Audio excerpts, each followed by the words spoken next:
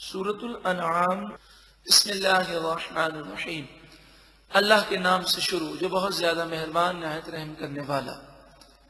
وقالوا، وہ بولے، ہذہ انعام وحرث، یہ مویشی اور یہ کھیتیاں، حجر، ممنوع ہیں ان کا کھانا، اپنی طرف سے انہوں نے حرام کر دیا۔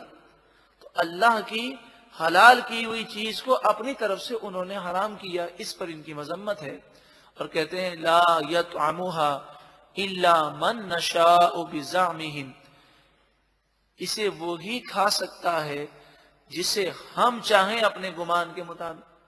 یعنی وہ اس طرح کہتے، کبھی کہتے کہ یہ بکری کا بچہ اسے مرد کھا سکیں گے، عورتیں نہیں کھا سکیں گی، کبھی کہتے یہ عورتیں کھا سکیں گی، کبھی کہتے کہ فلاں ہمارے بت کے قریب بیٹھے ہوئے جو لوگ ہیں وہی کھا سکتے، باقی سب پر حرام ہے۔ تو اس طرح انہوں نے حلال اور حرام اپنی طرف سے مقرر کیا، اور کہنے لگے وَأَنْعَامٌ حُرِّمَتْ ظُهُورُهَا، یہ مویشی ہیں جن کی پیٹھ پر سوار ہونا حرام کیا گیا۔ انہوں نے اپنی طرف سے یہ بات کہی۔ وَأَنْعَامٌ لَا يَذْكُرُونَ اسْمَ اللَّهِ عَلَيْهَا، اور انہوں نے کہا کہ یہ وہ جانور ہیں کہ جس پر ہم ذبح کرتے وقت اللہ کا نام نہیں لیں گے بلکہ اپنے بتوں کا نام لیں گے۔ افتراء علیہ، یہ ساری باتیں انہوں نے اللہ پر جھوٹ باندھی، اللہ کی طرف سے انہیں یہ حکم نہیں دیا گیا۔ سیجزیہم بما کانوا یفترون، ان قریب اللہ تعالی انہیں بدلہ دے گا ان تمام باتوں کا جو باتیں وہ اللہ پر جھوٹ باندھتے ہیں۔ وقالوا ما فی بطون هذه الانعام، وہ بولے کہ ان جانوروں کے پیٹ میں جو کچھ بھی ہے، خالصۃ لذکورنا، یہ ہمارے مردوں کے لیے خالص ہے، اسے مرد ہی کھا سکتے ہیں۔ ومحرم علی ازواجنا، اور ہماری عورتوں پر یہ حرام کیا گیا۔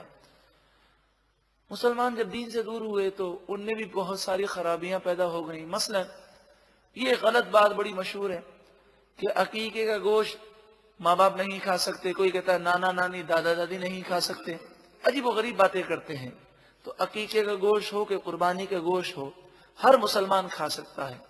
قربانی کے گوشت میں اور عقیقے کے گوشت میں کوئی فرق نہیں ہے، لیکن من گھڑت باتیں اپنی طرف سے حلال اور حرام مقرر کرنا، یہ اللہ پر جھوٹ باندھنا ہے۔ وَإِن يَكُن مَيْتَةً، زندہ ہو تو کہیں اسے مرد کھا سکیں، عورتیں نہ کھا سکیں، اور وہی بچہ پیٹ سے مردہ نکلے۔ وَإِن يَكُن مَيْتَةً، اور اگر وہ مردہ ہو، فَهُمْ فِيهِ شُرَكَاء، تو وہ سب مل کر کھاتے ہیں، سب اس میں شریک ہو جاتے ہیں۔ اپنی طرف سے انہوں نے باتیں بنائیں۔ سَيَجْزِيهِمْ وَصْفَهُمْ، ان قریب اللہ انہیں ان کی من گھڑت باتوں پر سزا دے گا۔ انہو حکیم علیم، بے شک وہی حکمت والا علم والا ہے۔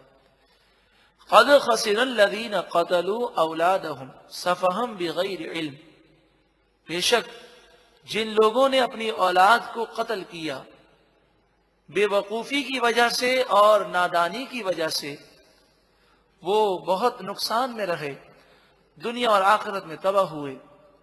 یہاں پر تھوڑی سی بات عرض یہ کر دوں کہ کسی کے یہاں 2 یا 3 بچوں کی ولادت ہو جاتی ہے تو عورت کا آپریشن کروا دیا جاتا ہے، اور ہمیشہ کے لیے اس میں یہ صلاحیت ختم کر دی جاتی ہے، یہ حرام ہے اور گناہ ہے۔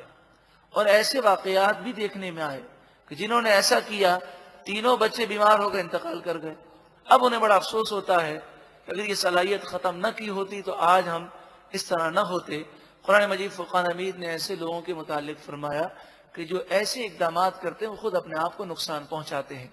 وَحَرَّمُوا مَا رَزَقَهُمُ اللَّهُ افْتِغَاءً عَلَى اللَّهِ، ارشاد فرمایا اور انہوں نے اللہ کی دی ہوئی روزی کو حرام قرار دیا، اللہ پر جھوٹ باندھتے ہوئے۔ بس ایک قاعدہ یاد رکھ لیجئے کہ جب بھی کوئی شخص کسی چیز کو حرام قرار دے، ناجائز قرار دے، ناپاک قرار دے، تو اسے سوچ لینا چاہیے کہ یہ میں اپنی عقل سے کہہ رہا ہوں یا شریعت کا حکم ہے. اور یہ بھی مسئلہ یاد رکھیں کہ حلال کے لیے دلیل کا ہونا ضروری نہیں. جو چیزیں حرام ہیں اس کے علاوہ تمام چیزیں کیا ہیں؟ حلال ہیں. تو جب کوئی شخص کسی چیز کو حرام ثابت نہ کر سکے تو خود بخود وہ چیز حلال ہو جاتی ہے. تو شریعت میں جب کسی چیز کو حرام نہیں قرار دیا گیا تو وہ حلال ہے.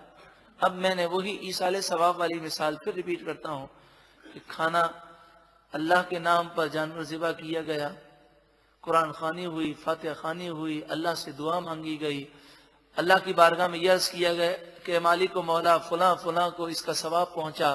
اس کو ایصال ثواب کہتے ہیں، عرف میں اسے نیاز کہتے ہیں، لنگر کہتے ہیں. اسے یہ کہتے ہیں بعض لوگ کہ ہم نے اپنے دادا کے نام کا کھانا پکایا. ان چیزوں سے یہ چیز حرام نہیں ہو جاتی. کوئی شریعت میں ایسی دلیل نہیں کہ جس سے کوئی اسے حرام قرار دے سکے. اب اگر کوئی اپنی طرف سے حرام قرار دیتا ہے تو وہ اللہ پر جھوٹ باندھتا ہے. اور پھر مجھے تو ان لوگوں پہ حیرت ہوتی ہے کہ وہ پریشان ہو جاتے ہیں. انہیں تو یہ جواب دینا چاہیے کہ اگر یہ حرام ہے تو ہمیں حلال کی دلیل دینے کی ضرورت نہیں. اگر تم حرام کہتے ہو تو تم ثابت کرو یہ حرام کیسے ہے. کوئی شریعت کی کوئی نص یا کوئی حدیث میں ایسا ذکر موجود نہیں ہے. اللہ تعالیٰ اپنی طرف سے ہمیں جائز چیزوں کو ناجائز کہنے سے، حلال چیزوں کو حرام کہنے سے اور پاک چیزوں کو ناپاک کہنے سے محفوظ فرمائے. قد ضلوا، بے شک وہ گمراہ ہو گئے، وما کانوا مہتدین، اور وہ ہدایت یافتہ نہ تھے. محترم پیارے بھائیوں، اس میں ہم نے یوں تو بے شمار باتیں سنی اور بے شمار باتیں الحمدللہ ہمیں سیکھنے کو ملی. لیکن شرح صدر کا ذکر تھا اور اس بات کا ذکر تھا کہ کچھ لوگ ایسے ہوتے ہیں کہ جن کا سینہ اتنا تنگ ہوتا ہے کہ شریعت پر چلنا انہیں اتنا مشکل لگتا ہے جیسے کہ آسمان پر چڑھنے کو کوئی کہے. اگر ہمارے لیے شریعت پر چلنا مشکل ہے تو سمجھ جائیے کہ ہمارا سینہ تنگ ہے.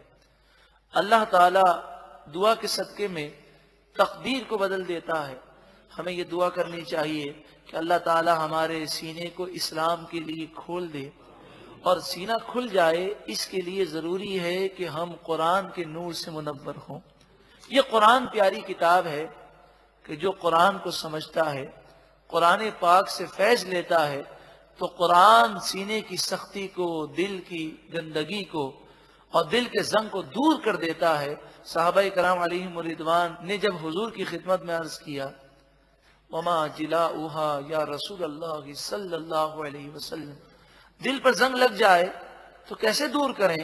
تو آپ نے فرمایا موت کو کثرت سے یاد کرو اور قرآن پاک کی تلاوت کثرت سے کرو. اب صحابہ کرام تو عربی سمجھتے تھے، وہ قرآن پڑھتے ہوں گے تو قرآن کے معنی پہ غور کرتے ہوں گے. اگر ہم قرآن کے معنی پہ غور کریں گے تو انشاءاللہ قرآن کے نور سے ایسا ہمارا قلب منور ہوگا کہ ایک وقت وہ بھی آئے گا کہ ہمیں بھی شرح صدر نصیب ہو جائے گا. اللہ تعالی ہمیں عمل کی توفیق عطا فرمائے. اس حدیث پاک میں موت کا ذکر ہے. کثرت موت سے یہ مراد ہے کہ ہر مرنے والے کو یہ سمجھیں کہ اس کی جگہ میں مر گیا ہوں. کسی کا بھی جنازہ اٹھائیں تو یہ تصور کریں یہ میرا جنازہ ہے، میں قبر میں جا رہا ہوں. اب یہ تصور کریں کہ کیا اگر میرا آج انتقال ہو جاتا ہے تو قبر میں جانے کے لیے میں نے تیاری مکمل کی ہے. یہ تصور کریں گے اور بار بار سوچیں گے. امام اہل سنت اعلیٰ حضرت امام احمد رضا علیہ رحمہ اپنے فتاوے میں لکھتے ہیں پہلے زمانے میں جب جنازہ اٹھتا تھا تو موت کو یاد کر کے سب اپنے سروں کو جھکائے ہوئے ہوتے اور ایسا روتے تھے کہ کوئی باہر سے آئے اور اسے پتہ نہ ہو کہ میت کے وارثین کون ہیں تو وہ یہی سمجھے کہ سب ہی میت کے رشتہ دار ہیں. سوچیں وہ کتنا پیارا دور تھا کہ جنازہ دیکھ کر ہر کوئی اپنی موت کو یاد کر کے روتا تھا. اور حقیقت بھی یہی ہے کہ جب انسان جنازے کو اٹھاتا ہے تو جنازہ حدیث پاک میں آیا بیٹھ جاتا ہے، میت بیٹھ جاتی ہے اور میت کہتی ہے کہ اے لوگوں مجھے تو دنیا نے غافل رکھا، تم اس کی غفلت اور اس کے فریب میں شکار نہ ہونا، مجھ سے عبرت حاصل کرو. فرمایا کہ اگر یہ آواز انسان سن لیں تو وہ میت کو دفنانا ہی بھول جائیں اور اپنے غم میں مبتلا ہو جائیں۔